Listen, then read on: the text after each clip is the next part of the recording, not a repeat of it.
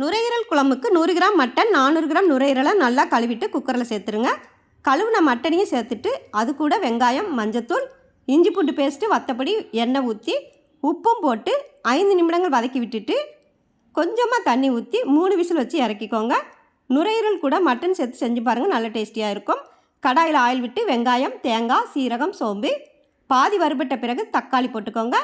நல்லா வதக்கிட்டு நைஸாக அரைச்சிடுங்க. தாளிக்கு ஆயில் விட்டு சோம்பு, கிராம்பு, அன்னாசிப்பு, பட்டை, கல்பாசி, ஏலக்காய் வறுபட்ட பிறகு வெங்காயம் வதங்கி மணம் வந்த பிறகு மல்லி இலை 4 பரட்டிட்டு வத்தப்பொடி போட்டு 1 நிமிடம் லோ ஃப்ளேம்லேயே வறுத்துட்டு நுரையீரலில் கொட்டிடுங்க. அரைச்ச மசாலாவும் ஊற்றிட்டு மல்லிப்பொடி, மிளகுப்பொடி, ஜாரை கழுவி தண்ணியை ஊற்றி கலந்து விட்டுட்டு 2 விசில் வச்சு இறக்கிடுங்க. அவ்வளவே தாங்க, நமக்கு மணமாக நுரையீரல் மட்டன் குழம்பு ரெடி ஆயிடுச்சு. செஞ்சு பாருங்கள், சாப்பிட்டு பாருங்கள். தேங்க்யூ.